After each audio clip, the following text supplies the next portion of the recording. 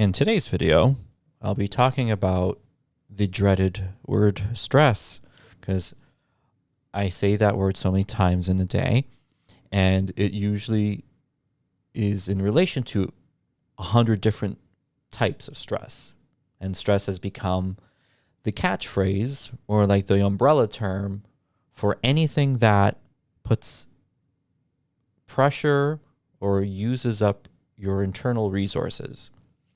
Now, long hours of work is a stress. A cold or an infection is a stress. Bad news or drama is a stress. So everyone has varied levels of these types of stress on a day-to-day, week-to-week, forever basis. And it's unavoidable, most of these things, a lot of these things. So what of it? Why is it focused and commented on so much in relation to health, natural medicine, healing? The best way I try to explain it is that we've got a finite amount of resources. Some people call it vitality, some people call it stress hormones, some people call it nutritional levels. There's a lot of different indicators and markers that help make sense of big shadow. There's a lot of things that influence our ability to manage these stressors. A lot of the times it's perception or personality traits. Some people worry a lot. So then the same problem for another person will seem small, but a person who's a worrier, it's like that.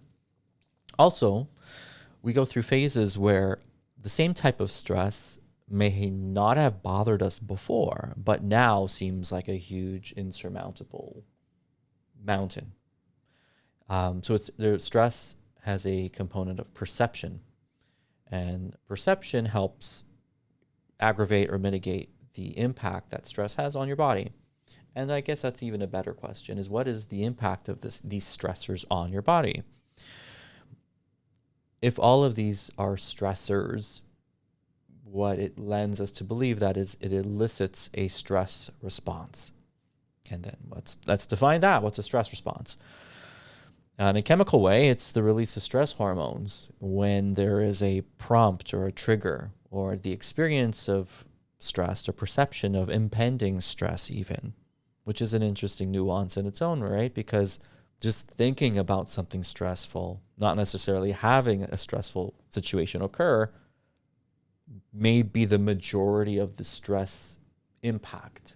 Meaning just thinking about it and anticipating and worrying about something happening before it actually happens. And then it happens, the impact of that event is small compared to all the stuff beforehand, which is kind of silly if we really think of it and trivialize it in that way. So do all people have the same ability to manage stress? No. And again, there's a lot of factors that go into that. Experience, for example, people who have a lot of experience going through things, when they go through a similar event, it seems like nothing.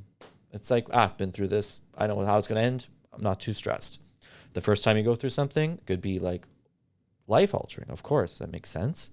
And the impact on your stress response and your stress ability can vary. The first time you go through, like, let's say a move, it can be very extremely stressful for anyone. But if it's your first time, there's a lot of like uncertainty and not knowing how to do things and variables that you can't anticipate. And you just think and think and think and worry until it's done. And once it's done, you're like, wow, I'm never going to go through that again. And a couple of years after, you end up doing it again. But then it's because you forget the experience or it doesn't seem as daunting. Now, more chemically speaking, stress hormones primarily are stored or produced from the adrenal gland, which is a gland that sits right on top of our kidneys, on each one. And the most basic experience of stress hormones is waking up in the morning and, yawning, stretching, changing your breathing, and then moving from a horizontal to a vertical seated or standing position.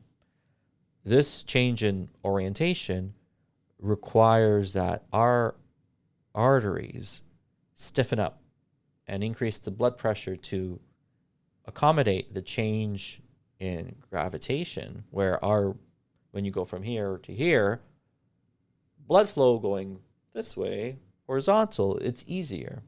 And that's probably why we sleep horizontally. But we spend most of our day vertical. I should hope so. And then what happens is that your body has to produce stress hormones, cortisol, mainly to stimulate this awake response, and then make sure that you don't faint as soon as you stand up. And sometimes that's actually one of the first experiences of chronic stress is when you go from a seated to a standing position, you feel like you're going to faint. You see stars, you feel a little woozy, you sit back down, and you're like, oh, wow, I don't know what was happening there.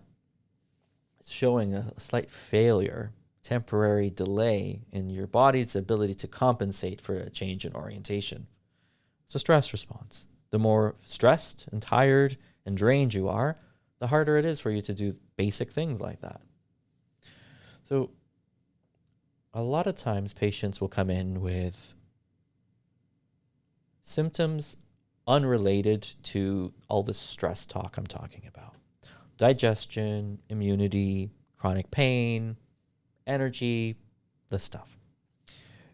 When I discuss their history and go through what's been different for them, sometimes it is a nutritional thing. Sometimes it's very straightforward and we have to just replace something or fill a deficiency, right?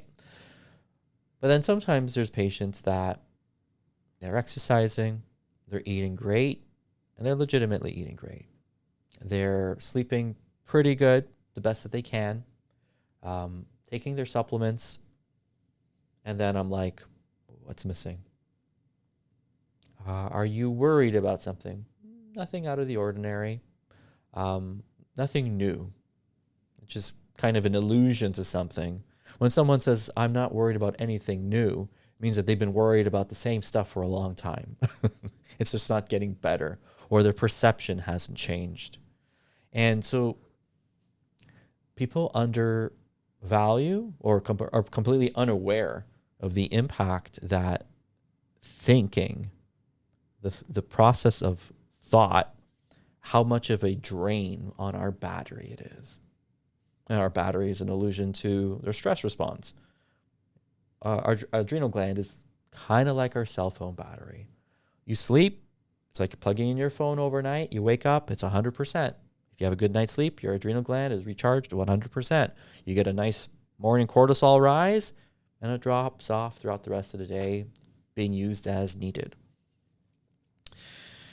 But when you think, when your brain is ruminating, worrying, over-planning, over-anticipating, stuck in a thought pattern, not able to let go of ideas, not able to move past something.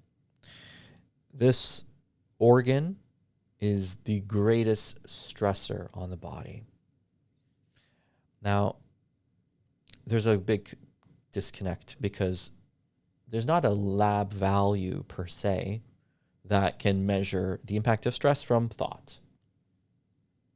We know that when people have gone through a lot of mentally stressful situations, it's very exhausting on the body. That makes sense. I've been thinking a lot about something. I have something on my mind. I just feel drained because worry is tiring. But worry and thinking is also an acidifying process. The main mechanism that I see this, there's two. The first one that comes to mind is the Konigsberg stress test.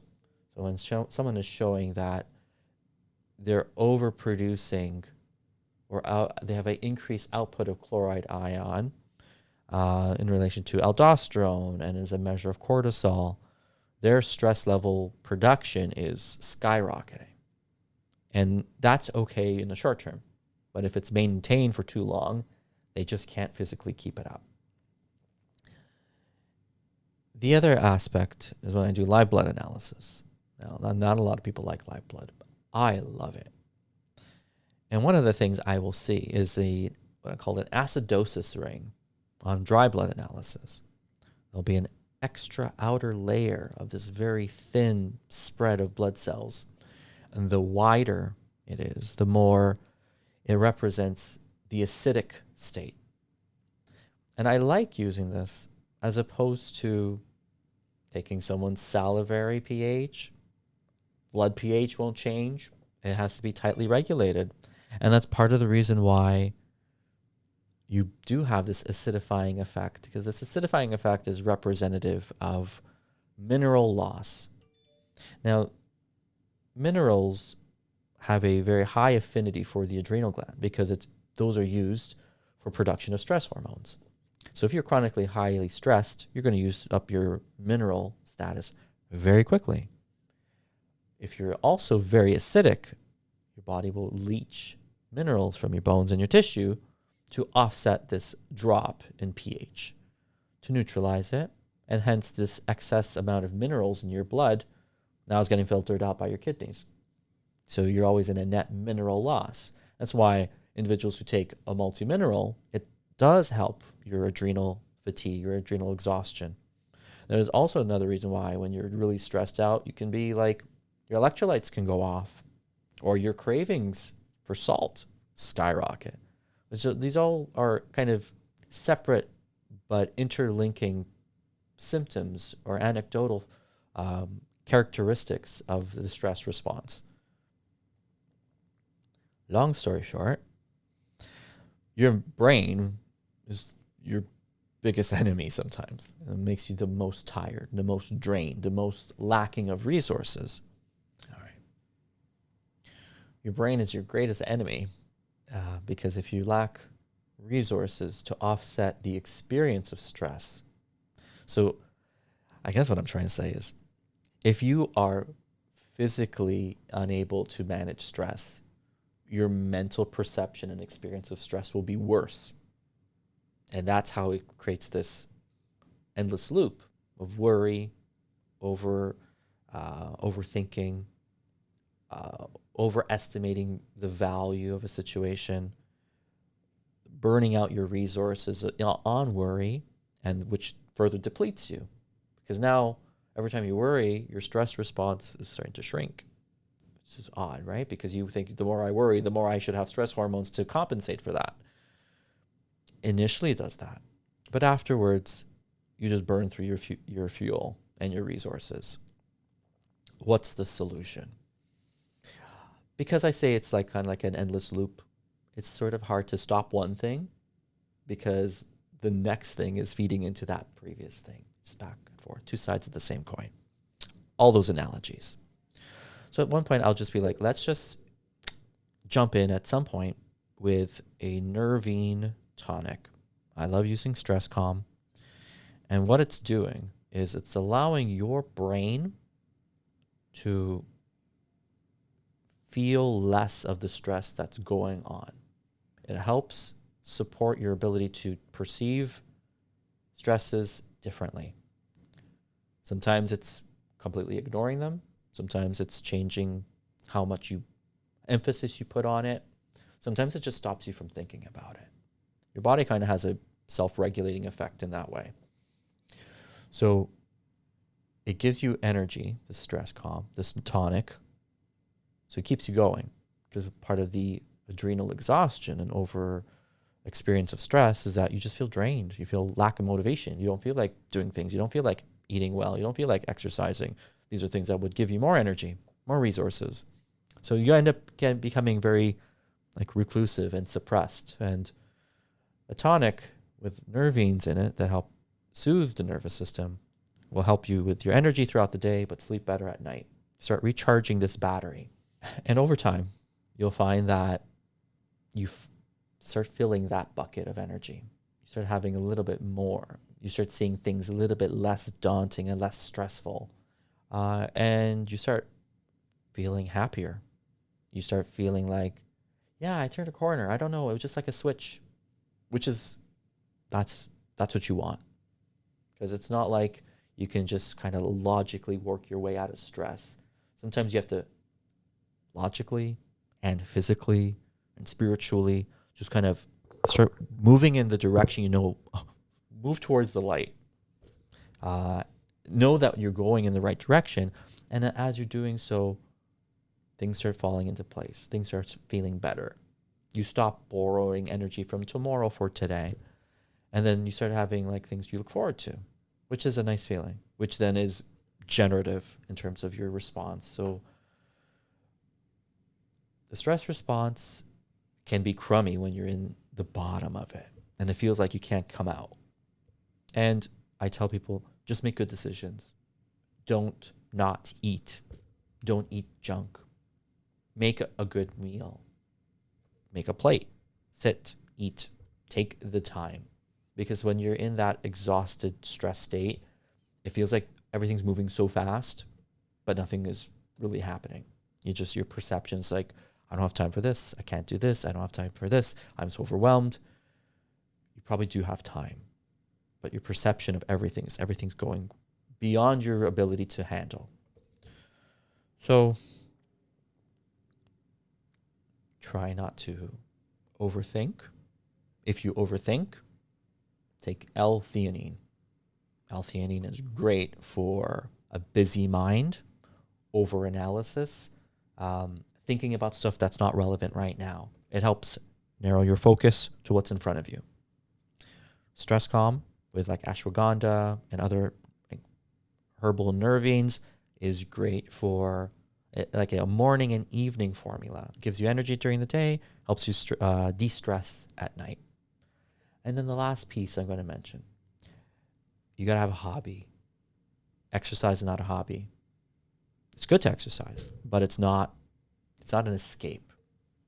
If you told me I knit, I'd be like, good for you. If you said I'm in part of a trivia league, I'd be like, good for you. If you say I go square dancing, I'd be like, that's good. You have to find a hobby, I tell people, is something that you would be embarrassed to tell most people that you do, because it seems to be so unopposing or opposing to who you are. A lot of people that they're very, they work hard, they push themselves, they are very accomplished, but you have to have something that is on the other side of the spectrum to offset that. So if you're a CEO, start finger painting. Something that's just like, they would never pick you out in a crowd. So if you think you're helping your nervous system by listening to TED Talks at 9 o'clock at night, nah. Listen to me.